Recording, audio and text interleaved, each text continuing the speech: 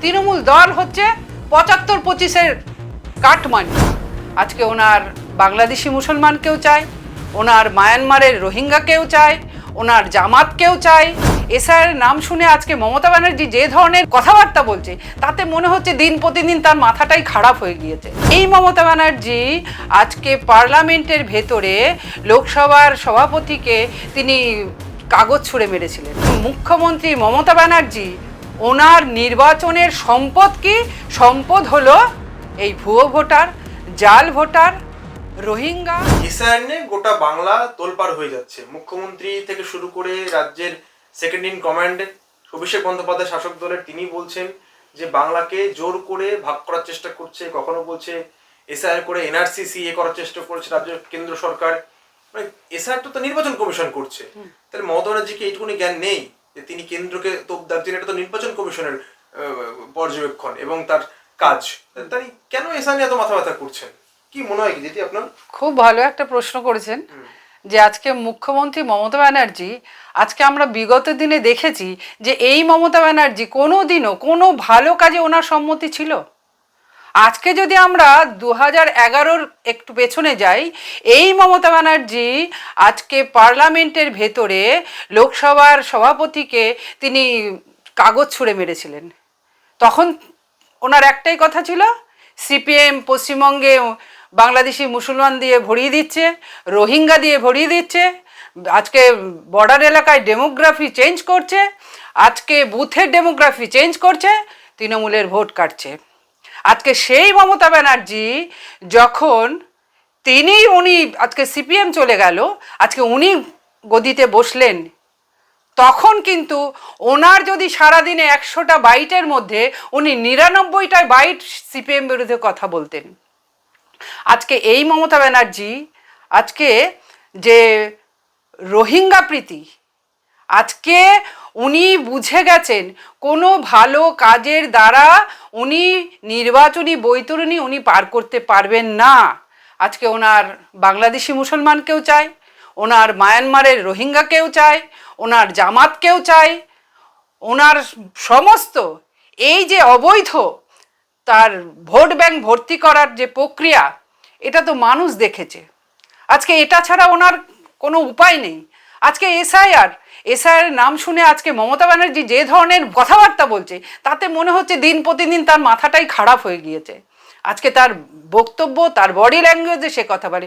আজকে শুধু মমতা ব্যানার্জির অসুবিধা নয়, এই দলটা পুরো এই নেতা ছিচকে নেতাদের আজকে যেন পাগলা কুকুরের মতো রাস্তায় নেমে পড়েছে। আজকে মমতা ব্যানার্জি আজকে এসআইআর নাম শুনে কেন উনি কাঁপছেন?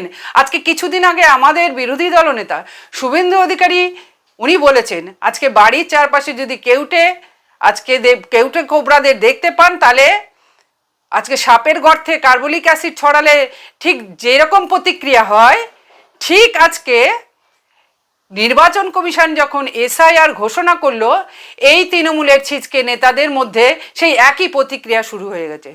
আজকে মুর্শিদাবাদের সাবিনা ইয়াসমিন উনি কি বলছেন? উনি বলছেন যদি এসআইআর চালু হয় তাহলে মোথাবাড়িকে লন্ডভন্ড করে দেবেন।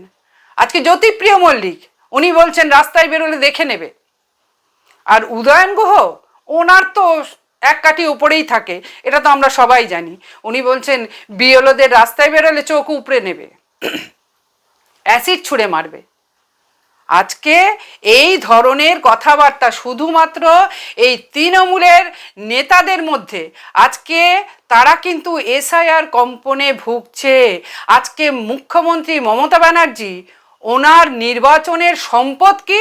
সম্পদ হলো এই ভুয়ো ভোটার, জাল ভোটার, রোহিঙ্গা, আজকে ডবল এন্ট্রি, বাংলাদেশি মুসলমান।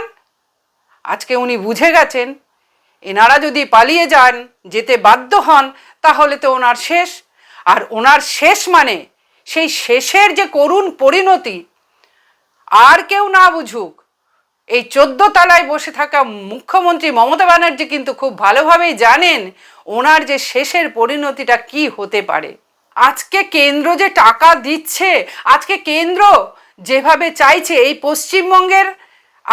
পশ্চিমবঙ্গের যদি সংস্কৃতি কৃষ্টি যদি বুঝে থাকেন, আমাদের এই কেন্দ্রে বসে থাকা আমাদের প্রধানমন্ত্রী নরেন্দ্র মোদীজি তার অনুভব করেছেন।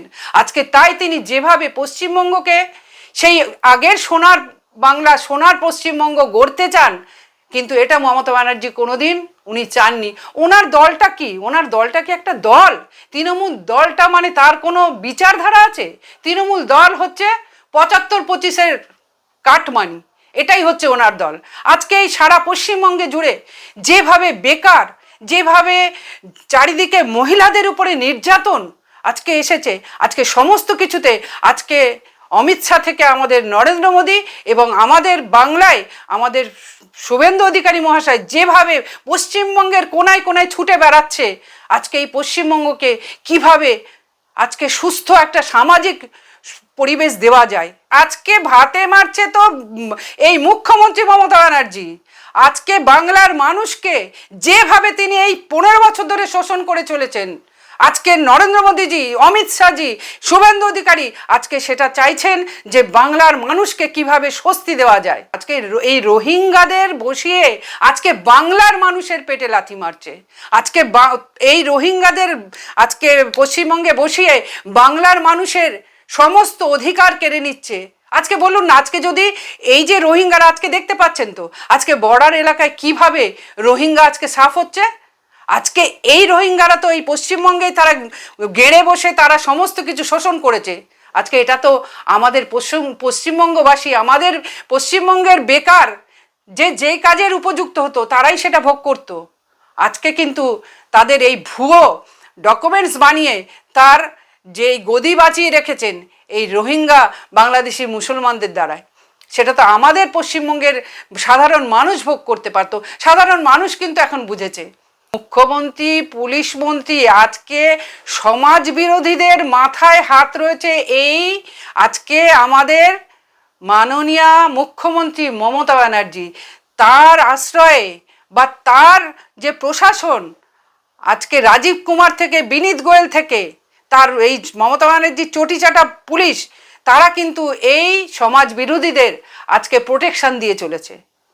আজকে ওনারা জানেন না আজকে এই এসআইআর যদি সঠিক শুদ্ধভাবে করা যায় তাহলে এই মমতা ব্যানার্জির কি করুণ পরিণতি হবে, আর যারা এই সমাজ বিরোধীদের প্রোটেকশন দিয়ে গেছেন তাদের কি করুণ পরিণতি হবে সেটা কিন্তু তখন বুঝতে পারবেন তারা।